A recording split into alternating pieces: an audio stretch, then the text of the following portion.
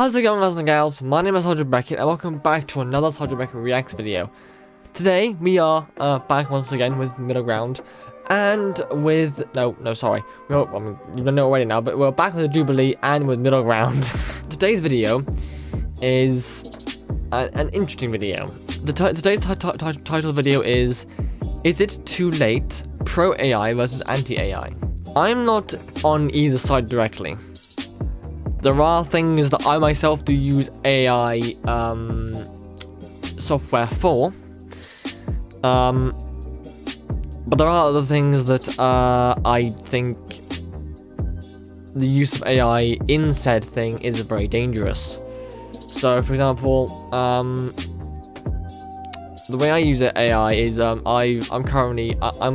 fond of like the AI chatbots like Character AI, where you can like talk to various different personas and have loads of different like chats of different like tones and scenes and of different variation of everything else, and just have a little fun with that and see where that goes. And then the other part which I find useful is the very well known ChatGPT, which I use for many things. If I do create a lot of personas on the Character AI stuff, and sometimes I'll use that to help me create a persona as a basis to start, and then I can do some other stuff on the actual AI software, AI website of Character AI myself. Then there's also stuff like I'm doing some D&D stuff at the moment. I'll use that for like. I'll use ChatGPT for finding names, or coming up with fantasy names for some characters for that. I'm also using it to help me with writing and also just information on how different like things work in general for a new audio series I'm working on. I know. I've already got one just come out, but because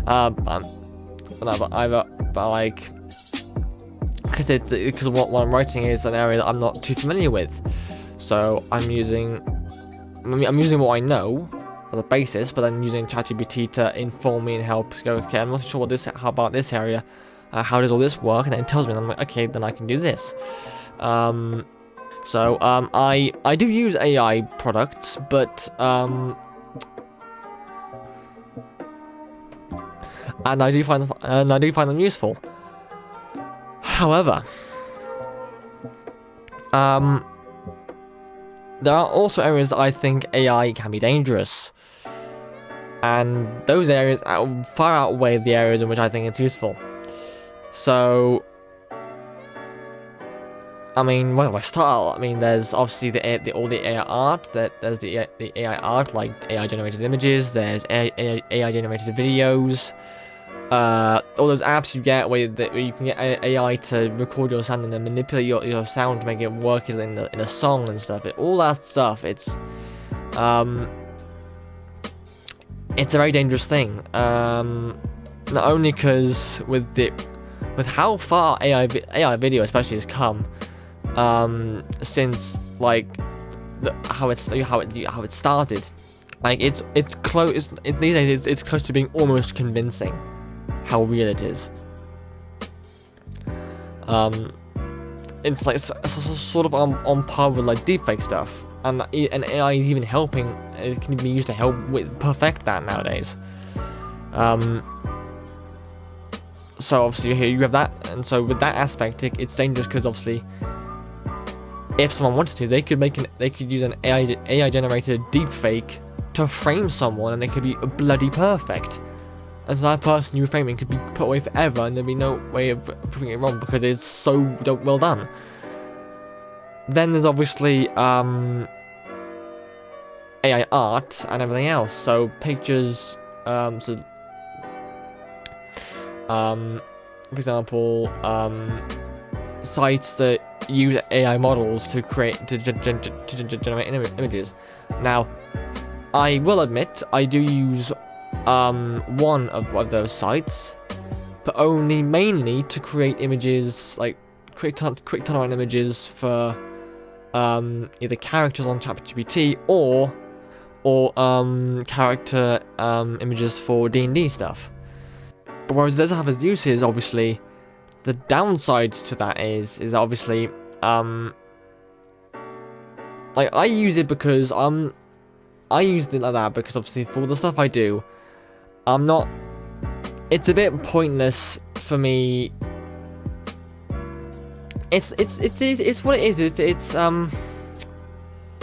It's only there to represent something.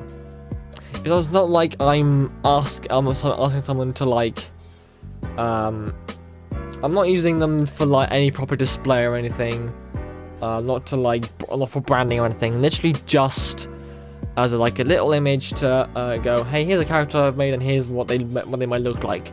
And then I go, oh, here's my D&D character. This is what he could look like.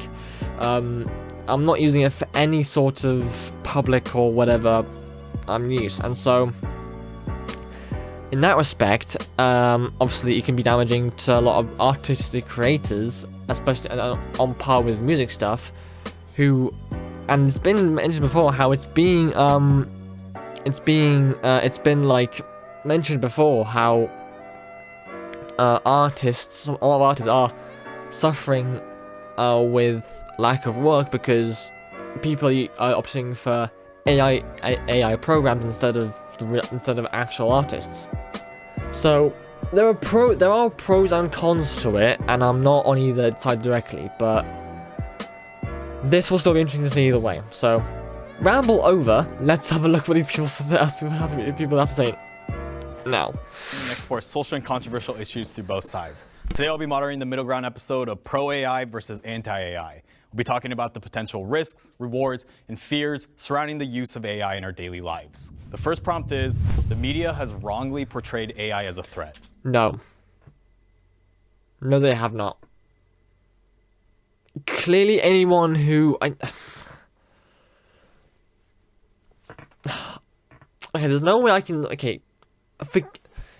If you think differently to what I'm about to say, then that's completely fine. I agree with that. But there's no way I can say what I'm about to say without there's no way I can explain this without being a dick. The way I can see this, whatever people, the specific threats that the media has expressed about AI, if you think it's not a threat at all, then. The way I see it, if you do agree with that thing that it's portrayed as a threat, that means you're using AI for you could be using AI for doing art stuff, creating pictures, or for making video stuff, and in my mind, that is just both dangerous and also represents a possible lack of actual talent itself. If you need AI to create the art that you're then selling, that's what my head goes to. If I'm wrong, or if you think differently, please do let me know. That is just how I see it, and yeah.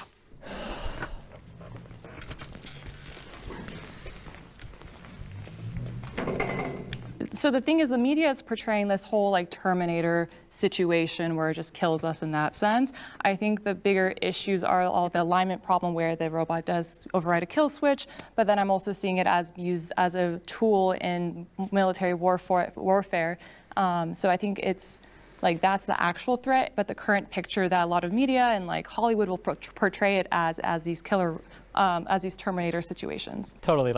I'll give you one example. If you could be working in a factory and, an employee gets their arm injured with a machine, sometimes an article will say, oh, a robot attacks employee at a Tesla factory or something. You see it with a car where, there are hundreds and thousands of humans getting into car accidents every day, but there'll be one autopilot accident, and the media will play that up because at the end of the day, saying a Tesla killed a man or a Tesla hurt a man is going to get traffic. And traffic is hundreds of millions of dollars to some of these sites. Yeah. Bring the disagreements.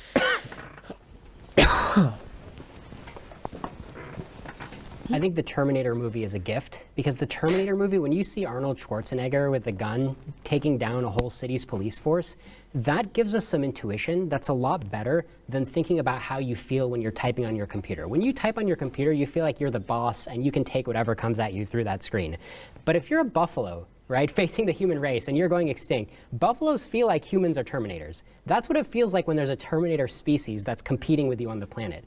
And that is the right intuition. If you want to fast forward 5 to 20 years, it's going to feel like the robot in your house is a Terminator, and it can jump and gun you down and do whatever it wants. And the question is, what will it do? What is it programmed to do? And is it programmed with the right control? And unfortunately, I think the answer is going to be no. We're again anthropomorphizing AI and saying that's a better representation of like the evils that it could potentially hold, right? Is to like see it in the form of this human, basically, right? When really the threats that it has, or the potential threats, are beyond the scope of what humans can do. And so I hope that's not the first moment that people start paying attention to the potential pitfalls of it. It's like when they see it walking around toward them, right? Yeah, Because I just think fair. I'm really talking about the intuition pump, that when you bring up your mental image of what is a super intelligent AI, most people are like, oh, it's kind of like Microsoft Word, but it has like a few extra features.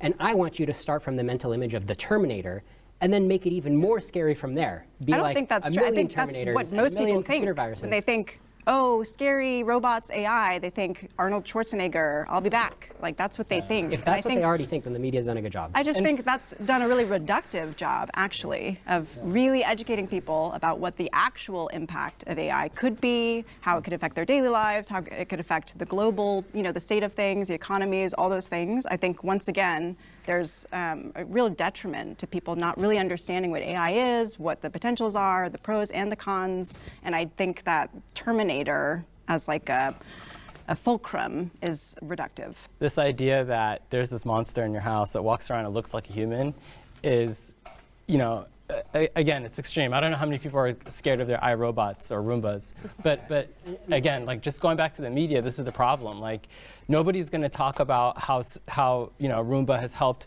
an old lady keep her house clean without the labors of having to vacuum everything, or they're not going to talk about like there just aren't going to be articles about how some guy had a safe drive home in his autopilot. How do you imagine superintelligence? I'm just trying to help you imagine the raw power of superintelligence. Like fast forward 20 years, what are you imagining? I think of it as the reduction of the cost of goods, the efficiencies in society, so that most of us don't have to spend all day working. The Industrial Revolution, we became more efficient, we had 40-hour workdays, and now we're still living in 40-hour workdays even though we have like superior technology.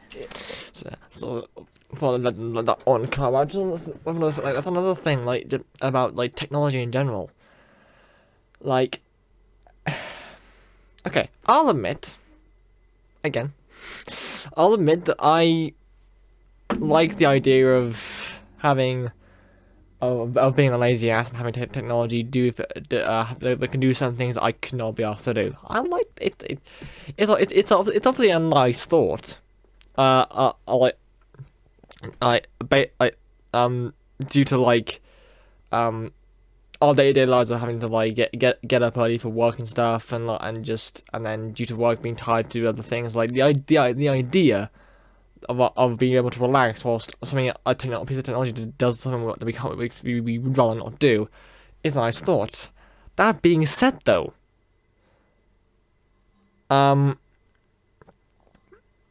is a film that was released a while ago that sort of depicted a future where what would happen if we relied on technology a bit too much. That film is called Wall-E. Those of you who know the film will know what I'm on about. Like, as much as obviously as I just said, that I admit being thinking, I wish I could have the big piece of technology that could do this, so I didn't have to. But at the end of the day, like, what he sounds like he's saying is that he's an advocate for technology that can do so much more stuff, but we can't have it to do too much stuff. Like, you don't want the whole sentence and everything. Like, there is a point in which And I think we're even entering a stage where technology, we're becoming a bit too reliant on technology, and people are just not doing enough things themselves. Because there's examples of that happening like in this day and age, with factory workers and being replaced by being replaced by robots and stuff for efficiency and everything else. Like,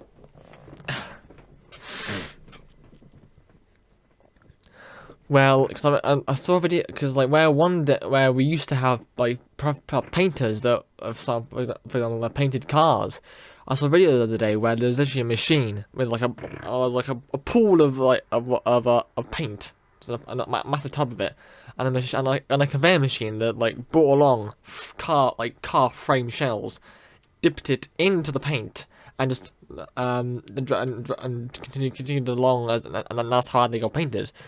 So even this day and age, if we continue on this trajectory, and we're not careful about it, then the events of WALL-E, where we all basically get too fat because we can't be asked to fucking move our asses and do shit, might be a reality. There are things which I agree, where I think having technology replace the human element in it in some ways is useful, but there has to be a point where we think, hold on, that's a bit too much, I think. And AI does come hand in hand with that. But you got to go before that too. I mean, there were times where people didn't even have days off, let alone the amount of effort that it took to sustain life. I think it's gotten better over time. I mean, the Industrial Revolution and factory work and all that has even gone down to an extent. There's a lot more what I call skilled labor and things like that, where people aren't doing as very hard labor as they used to because of machinery and things like that. So again, things are going to change. You can't always paint this picture that the world is going to end because of robots. Moving on to the next. Maybe not, and I can agree with that fact. I mean, I know I said what I said, but okay. But I'm pretty sure, and I'll play it back in case I didn't say it, but I'm pretty sure I said it's very possible that can happen. If we continue on this trajectory, and we're not careful about it, then the events of WALL-E, where we all basically get too fat because we can't be asked to fucking move our asses and do shit, might be a reality.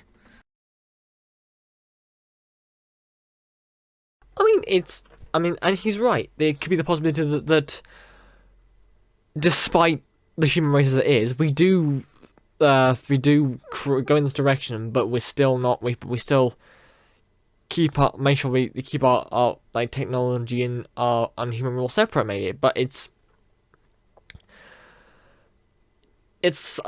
I can agree it's something that maybe not. It's not always that possibility is not always a one. Actually, no, what did he actually say? No, what did he actually say? What did he actually? Just paint this picture that the world is going to end because of robots. Yeah, so the paint this picture that the world's going to end because of robots.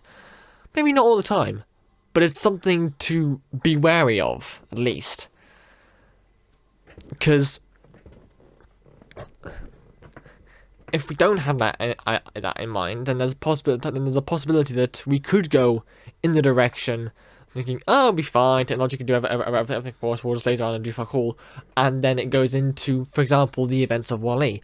But if we do talk about it, and even just a simple, maybe not a scaremongering, but just a simple act of going, hey, maybe instead of creating something that can do this for you, if you're able to, then why don't you do this yourself?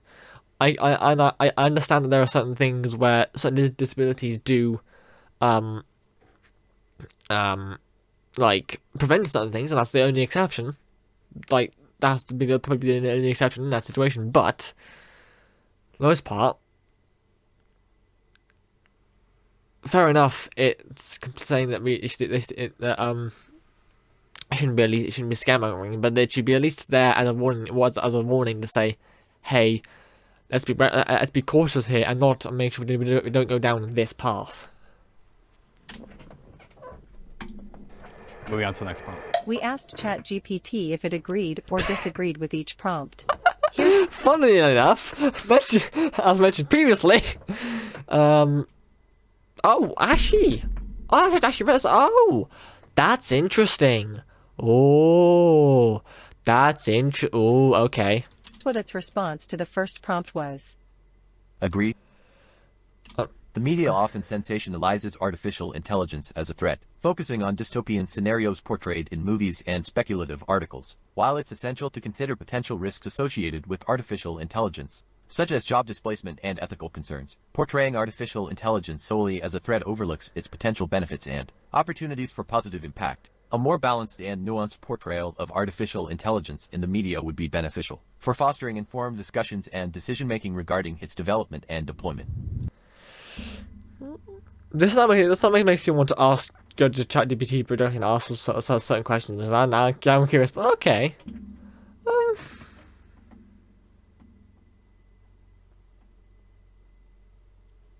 Interesting.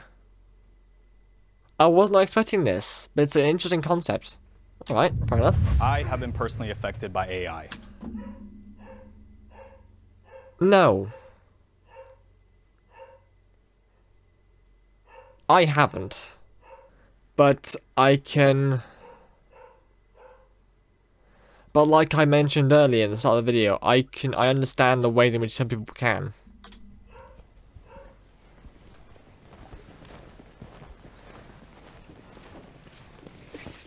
I'm anti-AI because I think we're about to enter this uncontrollable extinction scenario. But until we get there, I think life is going to be amazing. I am actually more bullish on how good life is going to be than almost anybody right before it all goes downhill. Here's what I think is happening to you.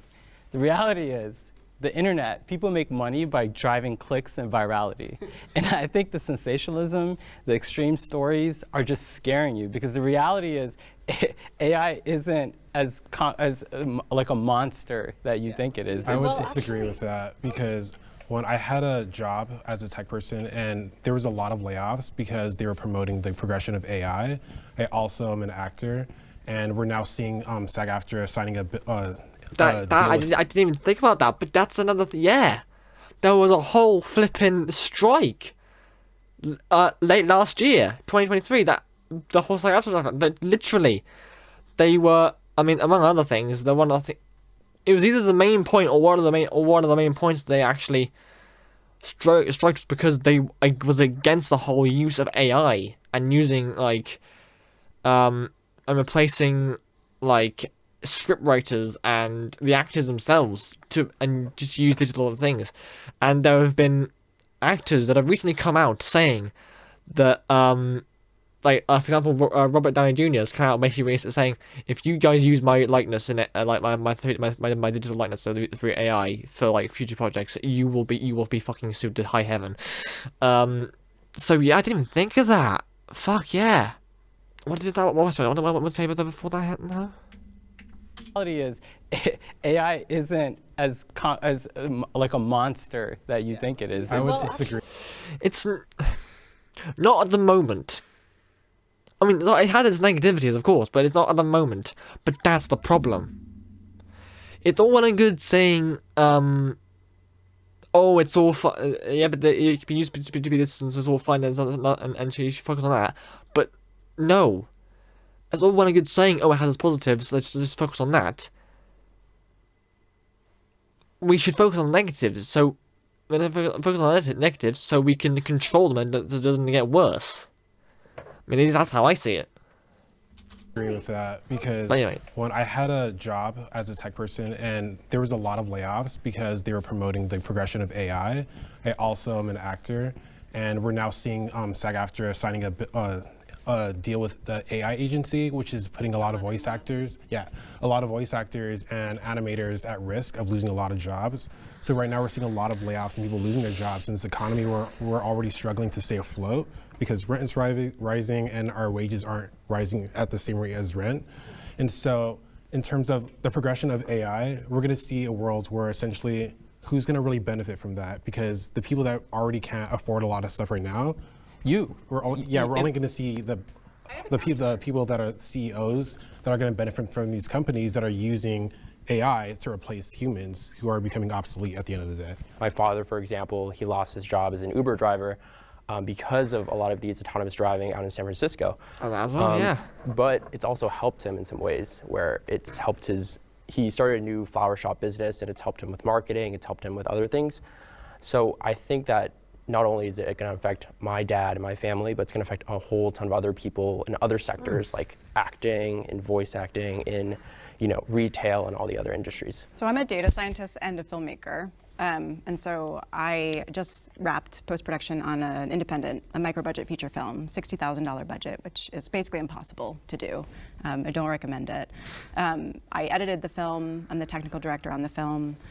I was basically able to do a lot of things to elevate the production value of the film and a lot of things that would have been impossible without the use of AI tools. So I just wanted to go back to your point. You're saying your dad lost his job, but there's also things that AI helped him do. So I think that one thing you just said there about using AI tools, going back to what I said previously, like it's as much as obviously it does take away from some people that obviously do artist stuff and editing stuff for a living.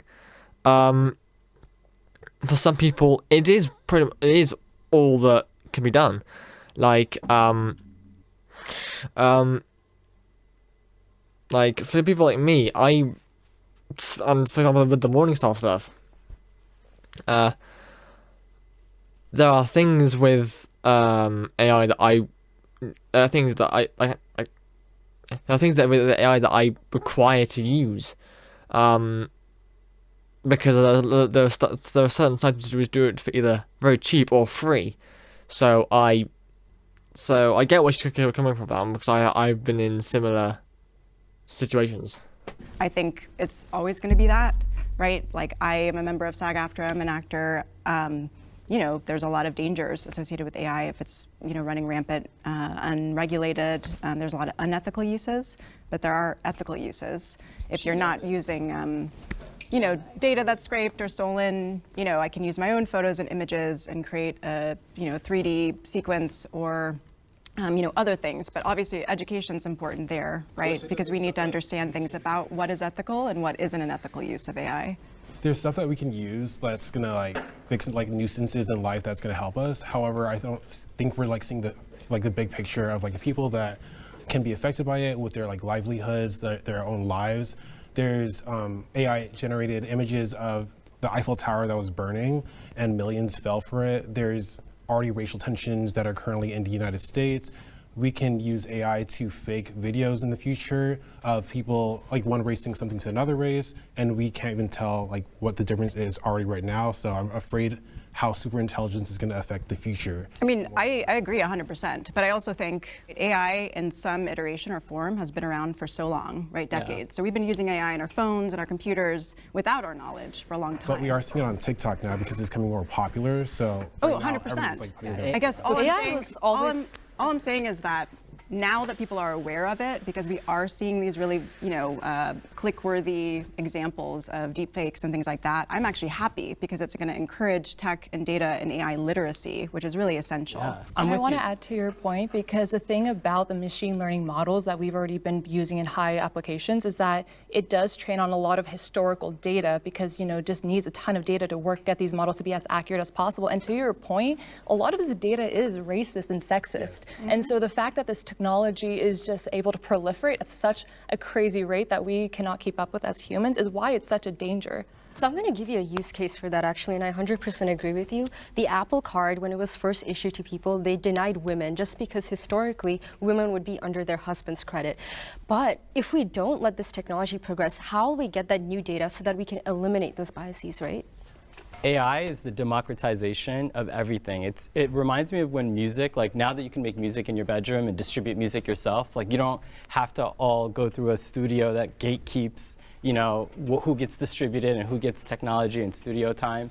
The reality of what AI has done is it's kind of enabled you, if you wanted to start a company tomorrow, let's say you wanted to build an app of some sort, you would need investment funding. The barrier to entry in some of these to start a company is so high because you need money, you need technical co-founders, you need to give up most of your company to other people to make moves along a certain business track, right? But because AI exists, you can build more independent films. It brings the cost of barrier entry so low that in the future, I think what's going to happen is instead of a lot of people working for a few big companies, there's going to be a lot of companies that hire a few people. And so it's just going to flip around where most of us can start a business. Like I can start a business today, and because of AI, the barrier to do some marketing, to do some of the coding that I might need, to pull in a lot of the legal advice I might need, it's changed how all of us can start our own business. I mean, I don't know about you, but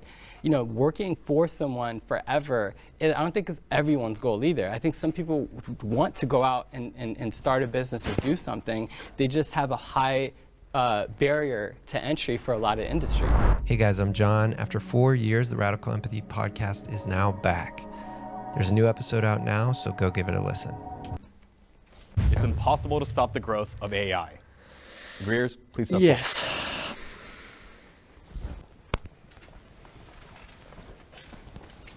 No, is that, no, I was like, no. Have any of you ever played checkers before? Yeah. Awesome. Okay, cool. So, Sorry, I meant to say no. Like it will continue to go, and you can't stop it. That's what I'm saying. checkers has actually been there since the 50s, at least the automated version. Since then, AI has been growing a lot. I'm personally like a machine learning engineer, so I've worked with AI very closely in terms of the models, the data, etc. One thing that I noticed is AI as generative AI has picked up a lot. But if we see this in terms of like the bigger picture, if you use text to speech, speech to text, these are all AI models, and we're using them in our daily lives. And personally, I think it's a net positive there. So I don't see why it wouldn't like continue growing. With things like video AI, with text to video, like Sora coming out, and also robocalls coming out, all these things are really shaping our technology, shaping democracy, and I think that it'll never stop growing. Capitalism still rules most things, and so as long as there's money to be made in this industry, then people will continue to develop and advance AI. Last year when ChatGPT was coming out and there was all this buzz, like a ton of researchers were trying to sign a letter to pause it, but because of this, again, this arms race in terms of AI and in terms of the capitalistic market, as you mentioned, that in practicality, it's not going to be paused.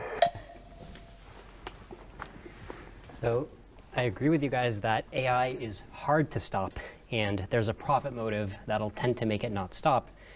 But if it's as dangerous as something like nuclear weapons, then we better try to stop it, and we have some chance of success like we did with nuclear proliferation. It's only spread to about 9 countries. So there's some hope that we can stop it if we need to stop it. Yeah, I have a question about stopping it. Like, if I can download Stable Diffusion and run it locally on my own machine, I guess my question is, from your vantage point, then how do we stop me from doing that? It's an excellent question. I do think that there is a point of no return when everybody's laptop can run an Einstein brain or even smarter than that.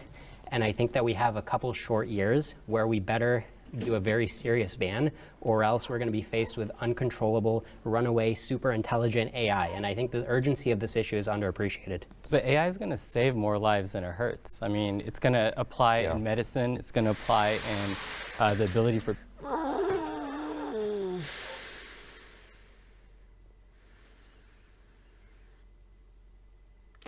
There's a lot of things I want to say that I haven't been saying because I can't. They're very spotty thoughts, and I can't think of how to probably put them together in a sentence. But what I will say to that comment is I come back to the same thought of being too reliant on technology. And in my head, there's always a risk of, obviously, the super intelligence growing too much.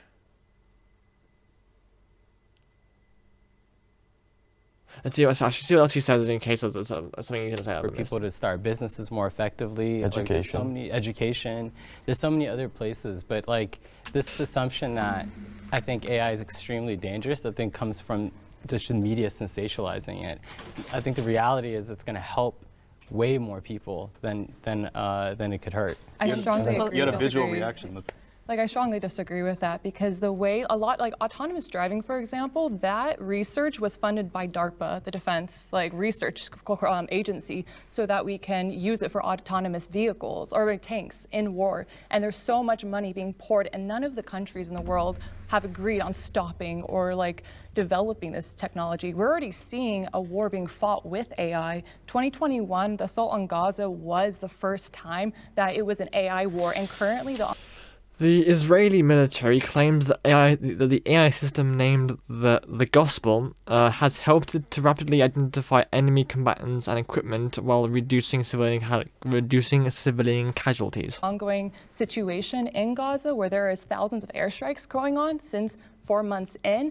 That is all used by AI. The Israeli Defense Army does talk about their use of AI in it, and they say that it will lower the casualties in civilians, but now we're nearing 30,000 dead civilians. 12,000 at least are children. So the fact that AI is being so used in military and there's so much money being thrown at it, my own research advisor gets a ton of money from DARPA to fund these type of things. So that's why I strongly disagree, because AI is a great tool, but then the fact that it's being applied to military and defense is disastrous, especially to marginalized and occupied people. But the reality is, even since the 50s, AI has been used. There are all kinds of missiles that use AI and weaponry that use AI. And I think regulating and avoiding war is an important strategy that we need to figure out as a civilized kind of society. But stopping the technology isn't what stops the wars. The humans will always find ways to kill each other. We have to evolve. I'm curious because hasn't a lot of technology even came from the military though? For example, the computer, for example, even the internet. How would you respond to that? No, of course, that. I mean, all of our greatest inventions are from the defense. But the thing is, when we talk about the net positive or evil, the thing about any big industrial revolution, such as this AI revolution, is that it will proliferate the current technology and intentions. And so given the current intentions, and we can witness it in our current world right now, how things are going, it's only going to expedite that schedule. And so that's why, yes, it's great, tool, but the people using it aren't good actors. I do just fear for the collateral damage in terms of the people in Gaza, say all those lives that are lost, and then we just say it was all at the expense of promoting AI at the end of the day. I don't see lives being worth being lost just for progression of AI that could just be useful for us in everyday life. If that makes sense. Let's move on to the next point. Agree. It's highly unlikely that we can completely halt the advancement of AI. The trajectory of technological progress suggests that AI will continue to evolve and improve. Over time, efforts to regulate or control AI development may influence its direction and pace. But complete cessation of AI progress seems improbable given the global interest and investment in AI research and development. In the world of AI, there will be no more truth. So obviously I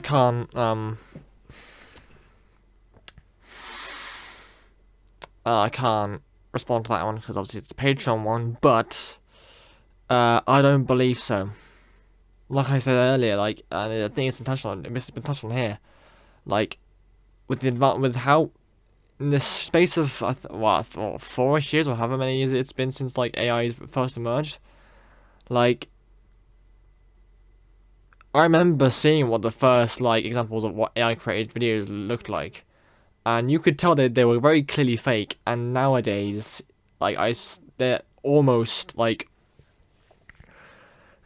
uncanny of how realistic they are. And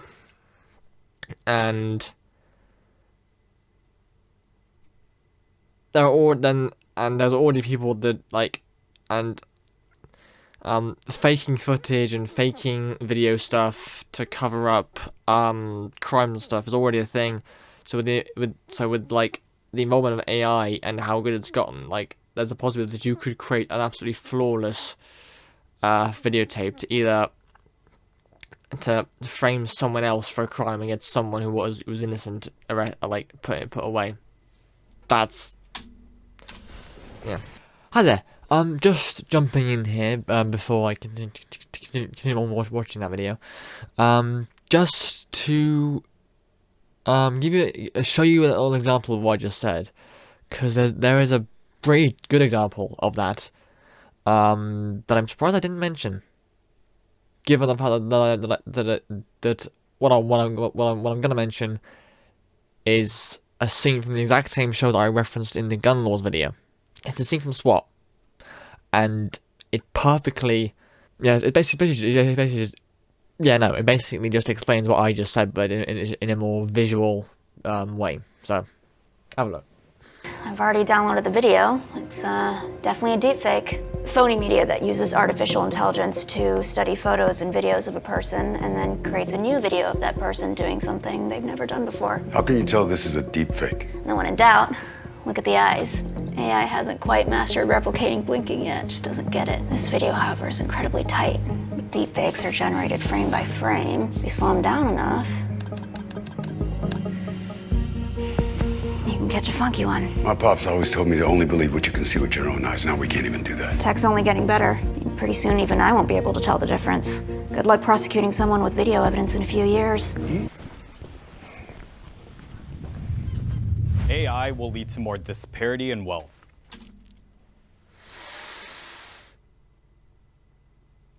Yes. At least from my first thoughts, yes.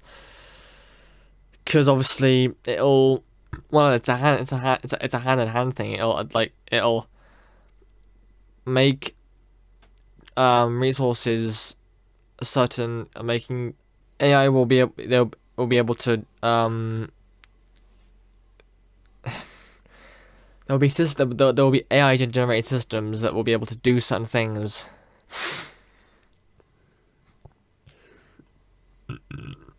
Which various companies will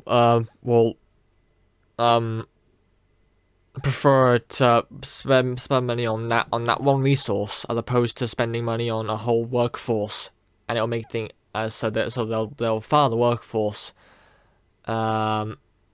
leaving them without a job, and then the company will reap because they'll save money by only investing in this one resource to help them. So yes.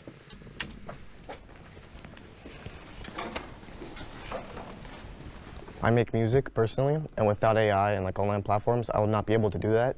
And so even other professions, the AI can lead to so much new openings, which can lead to wealth as well. You can ask it for help all the time. I'm a student in college, and I feel like AI really has helped me stay on top of my classes, which subsequently will obviously lead to like an education degree and just wealth in general. Do you all think that some sort of universal basic income should be used to alleviate some of those? I missed that, sorry. So, universal basic income, UBI, is an income support mechanism typically intended to reach all or very large portion of the population with no or minimal conditions. Disparities in AI. Yeah, I think part of the reason why I'm pro adoption of AI is because I think it will bring issues like UBI more to the forefront, right? Like, who was it that was touting that in the 26? Andrew, yeah. He was talking about that. It seemed like some people were into this. I think that's grown in popularity, the idea of UBI. And I think what he was talking about in 2016 about automation and how that's eliminating the need for many, many different jobs, that we need to stop saying we'll just employ people constantly and say, okay, if machines are doing half the work that needs to be done on the planet, then we need to just pay people. It's like, I think, yeah, it'd be really great if we get universal basic income. Like, I would want that, but given our capitalistic market, I'm very pessimistic, especially when we have corporations lobbying politicians. What happens when AI exceeds human capacity? And then it'd be just for the company profits and interests to lay off most workers, and there's no government regulation for all these tech layoffs going on.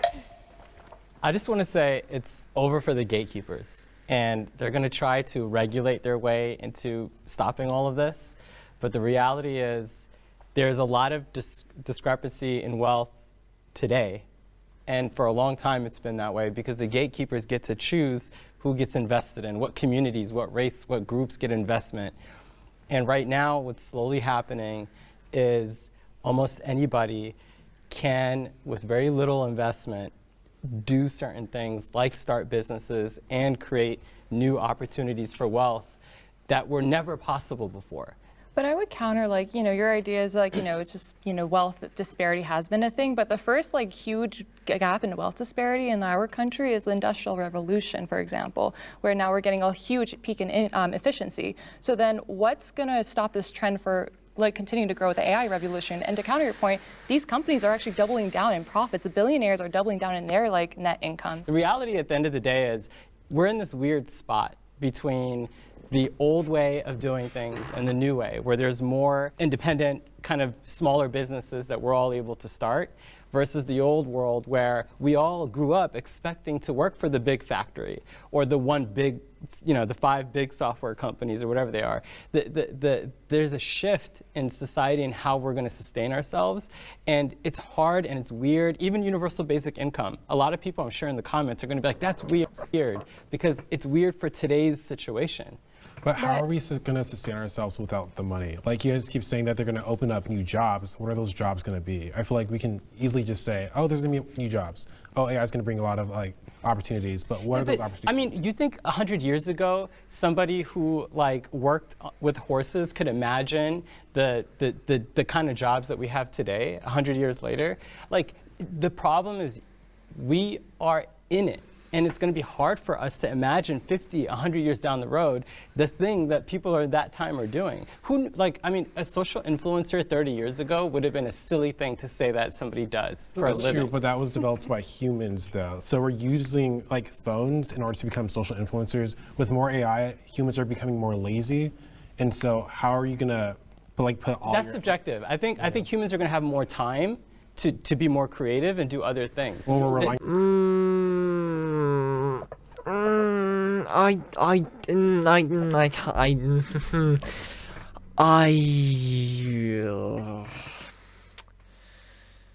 I've seen too many examples of, I couldn't even name anything specific off the top of my head, but I've just seen it as well. Having nothing else to do can often not be the most best thing in the world. People often, not everybody. Okay, I've had this dotted thought come through my head every time, and I'm gonna try and put it into words. So forgive me if it fails. The problem I see with his argument of people can just start their own business, but start their own business and everything else is I feel like that needs a level of creativity to think what is there in this world that isn't already there, and then create a business based off of that. And the problem I see with that is that not everyone has a creative spark. And there are some people that just, and I mean, I don't want to point fingers on what anyone is, but for example, my brother, he currently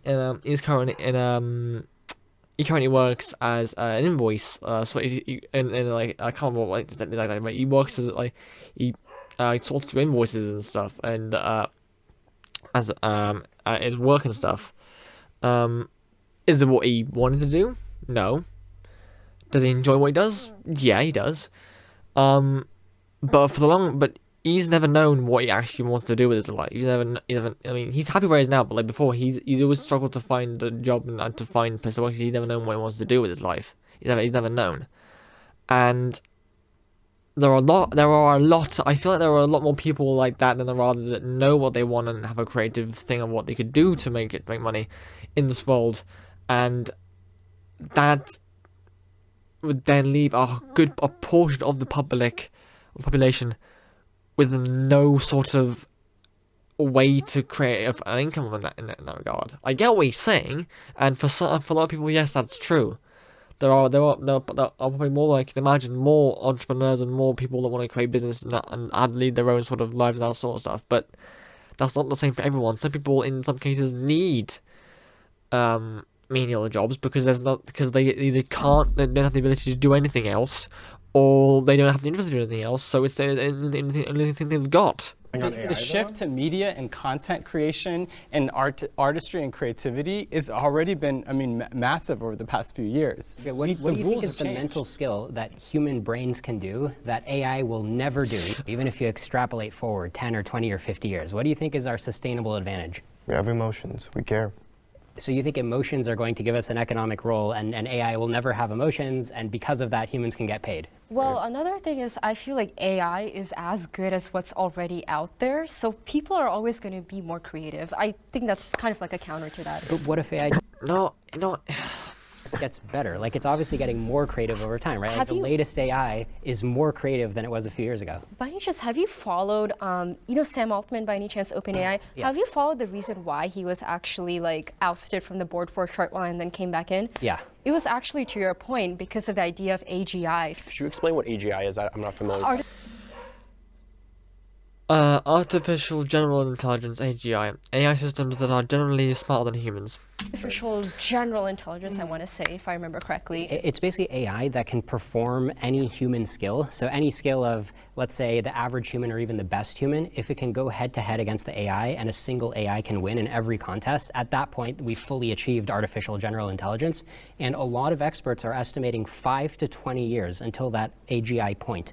And after AGI, we get to ASI, which is artificial superintelligence, which is a hypothetical software-based artificial intelligence system with an intellectual scope beyond human intelligence. It's just, it's hard to even fathom, but you can imagine taking the smartest people who ever lived, Einstein and whatnot, and speeding them up by a factor of 1,000 running a simulation. And even then, that doesn't get you to what it can do, because it can be even smarter than their brain was, because their brain was only 12 watts of power. It's the size smaller than a basketball, right? I mean, there are smarter intelligences, which is what I wanted to ask you guys. I mean, and what's the problem with that, Yeah, but what's the issue with that? I mean, you're explaining a society where potentially there's cures for lots of things. You're explaining a society where we're able to do all kinds of energy development, where we don't necessarily have to could happen as long as the AI is value aligned. But the problem is the smallest disalignment between what the AI wants and what humanity wants blows up into a scenario that you cannot undo. So if you don't get the initial conditions right, there's no undo. Let's move on to the next point. I'd lean towards agreeing that AI could contribute to wealth disparity. However, it's essential to consider that the impact of AI on wealth distribution will likely vary depending on how it's deployed and managed.